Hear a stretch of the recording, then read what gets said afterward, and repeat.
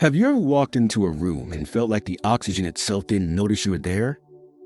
You speak, but the sound leaves your lips and simply evaporates into the indifferent air. You offer a sharp idea, polite nods. 5 minutes later, someone with more gravity repeats it, and it's brilliant.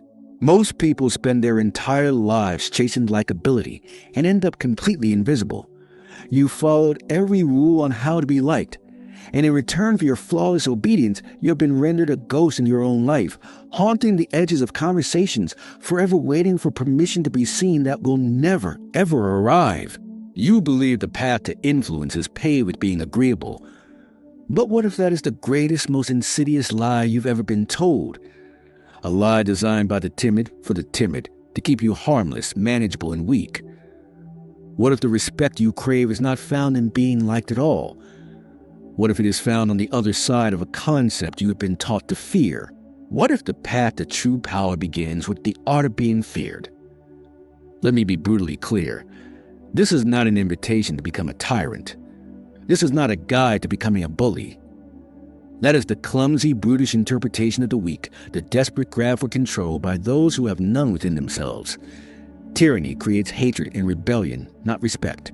As Machiavelli himself warned, a leader should wish to be feared, but must take care never to be hated. The fear we speak of today is of a different quality entirely. It is not terror. It is the silent, profound, and unshakable respect that the world instinctively feels in the presence of someone who is whole. It is the awe felt before a force of nature, like a calm sea that you know has unimaginable depth and power. It is the quiet deference given to an individual who has mastered their own inner world so completely that they need absolutely nothing from the outside. For centuries, you have been marinated in the morality of the herd, a morality that praises harmlessness and that surgically removes the fangs and claws of the powerful, telling them that their strength is a sin. But Friedrich Nietzsche, the philosopher who dared to take a scalpel to the soft underbelly of human nature, understood the truth. He saw two fundamental codes of conduct operating in the world, the morality of the slave and the morality of the master. Slave morality, born from weakness and resentment, cannot create. It can only react. It looks at the qualities of the powerful, their strength, their pride, their ambition, and labels them evil. It then takes its own weaknesses, humility, obedience, agreeableness, and labels them good. Master morality, however, is born from a position of strength. It does not look for approval. It does not ask for permission. It defines what is good from within. In plain English, it means stop waiting for permission. The nobleman, Nietzsche wrote, commands respect not because he is liked, but because of who he is. He is a creator of values, a gravitational center. The art of being feared is the art of reclaiming this master morality. It is the journey from being a character in someone else's story to becoming the author of your own. And it begins by mastering the silent languages of power. It begins with presence, with silence, and with an unpredictability that dismantles the expectations of others.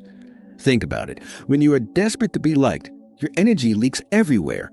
You talk too much, a nervous torrent of words designed to fill any potential silence. You laugh too loudly at jokes that are not funny. You agree with opinions you do not hold. You are an open book, and an open book is easily read, easily dismissed, and easily forgotten. Strategic silence, on the other hand, creates a vacuum.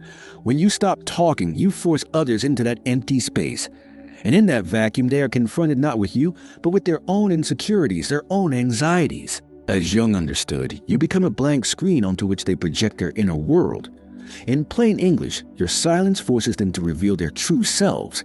They reveal their hand, they expose their needs, they betray their strategies, while yours remain hidden. This is the beginning of psychological dominance, a dominance achieved not through aggression, but through profound stillness. If this journey into the heart of power resonates with you, and you wish to continue these explorations into the abyss, take a moment to like this video and subscribe to the channel. It ensures our future work will find you. Now, let's make this brutally practical. Picture a corporate boardroom. The air is thick with ambition. There are two types of power being demonstrated. First, there is the eager performer. They are smart, but they are starving for validation. They speak first, and at length, their voice slightly too loud. They interrupt, not out of malice, but out of a fear of being overlooked. They are trying to prove they belong. Their energy is a frantic broadcast of neediness. They are heard, but not felt. Then there is the quiet leader. They may not have the highest title, but when they are present, the room feels it. They listen intently. Their silence is not passive, it is active. It is an act of gathering information. They are comfortable with long stretches of silence that make the eager performer squirm. Their posture is relaxed, their gaze is steady. They are not proving anything. Their self-possession is their proof. And when they finally speak, after all the noise has settled, their words are few, precise, and devastatingly impactful. They do not offer thoughts, they deliver conclusions. Everyone leans in to listen. Not because they are loud, but because their words emerge from a foundation of silence. Pause for a second. In your own life, which one are you, the eager performer or the quiet leader? The eager performer tries to be liked. The quiet leader commands respect. The former is a supplicant. The latter embodies a quiet form of fear, the fear of a mind that cannot be easily read, of a will that cannot be easily bent. Now, consider a more common scene, a party, a bar, a social gathering. There is always that one person who is strangely compelling. They are not the loudest storyteller. In fact, their power lies in their elusiveness. This is the social enigma. They do not attend every gathering. Their availability is not a given, it is a privilege. They will leave a conversation first, not abruptly, but with a quiet finality, leaving you wanting more. They maintain a vast private world that is theirs alone. In a culture of oversharing, their self-containment is both unsettling and magnetic. You wonder what they're thinking. Their absence creates more curiosity than 1,000 social media posts ever could. Their silence is more interesting than other people's stories. This is not a manufactured technique. It is the natural result of a person whose life has a powerful center of gravity that is not dependent on social validation. They are not playing hard to get. They are hard to get because they are busy with their own purpose. You try to win their approval, but they seem indifferent to it. This isn't arrogance. It is the quiet confidence of someone who has already approved of themselves, and this creates a profound form of fear in those around them. The fear of rejection, the fear of not being interesting enough. It grants them an immense and unspoken power.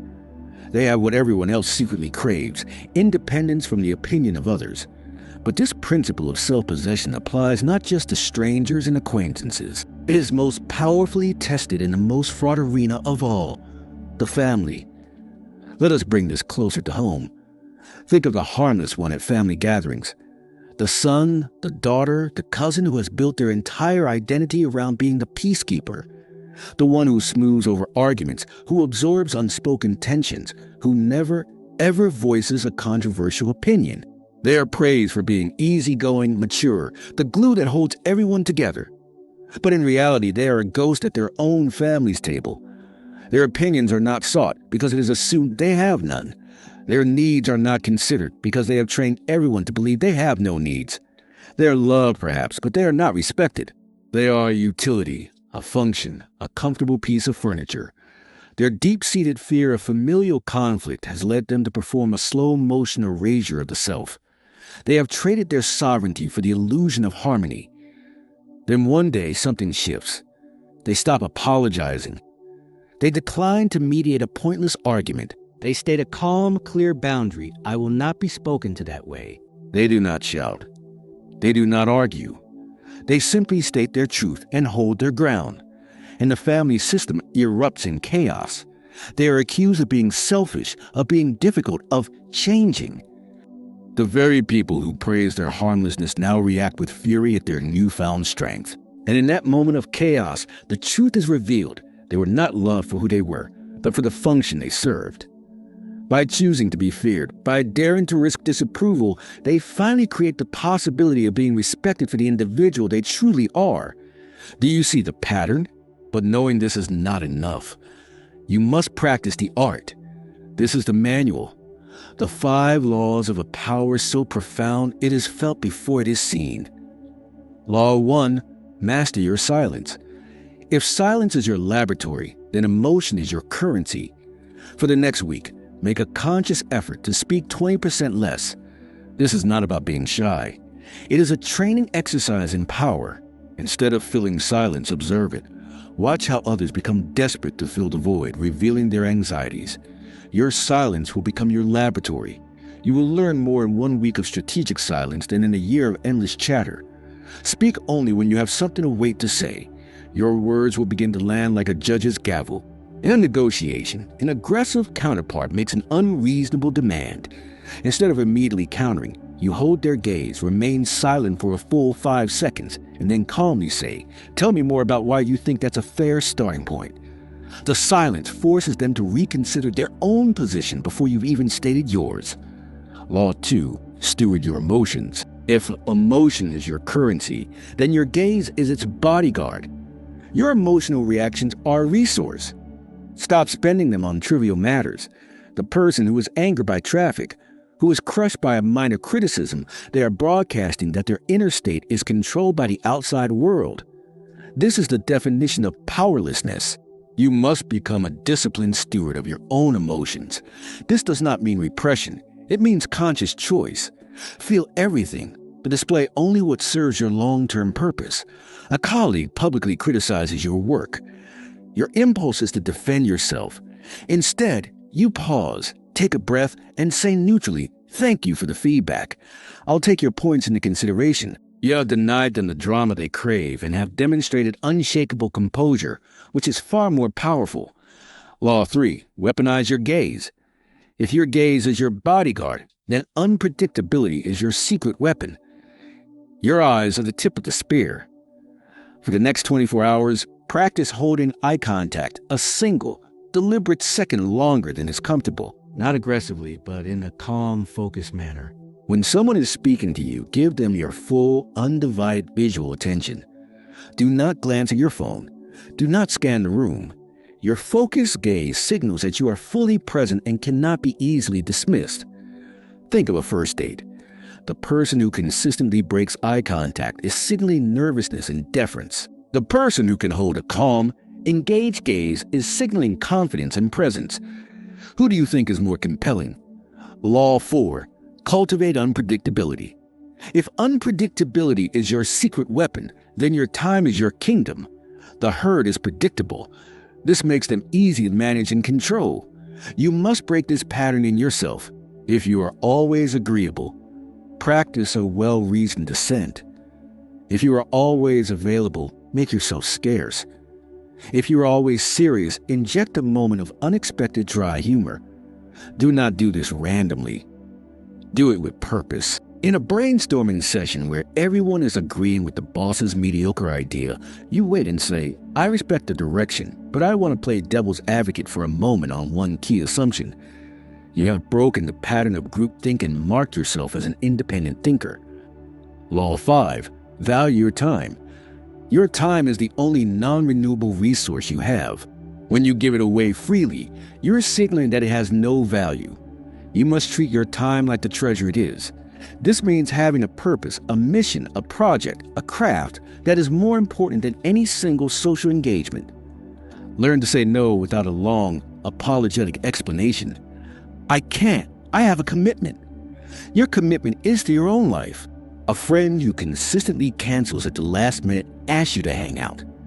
Instead of the usual "sure," whenever works, you say, "My schedule is tight this week, but I am free on Tuesday evening. If that doesn't work, we can try for next month." You have asserted the value of your time and put the onus on them to meet your standard. Stop being furniture in other people's living rooms. Stop trying to be liked. It is a fool's game, a race to the bottom. Likability is a cheap currency for the powerless. It is a bribe you pay to the world to leave you alone. It is time to seek something more profound. It is time to cultivate presence, to build your inner citadel, to forge a self-possession so deep that it radiates from you like heat from a fire. When you no longer need their approval, you will command their respect. And the fear we speak of is not terror. It is the awe they feel in the presence of someone who is whole, someone who is sovereign, someone who has looked into their own abyss and has not flinched. One day, you will walk into a room. and for the first time the air itself will notice. It is the most noble fear of all, the respect for a free human being. Now you must take the first step. In the comments below, declare the first law you will master. Make it a public commitment. Not to me, but to yourself.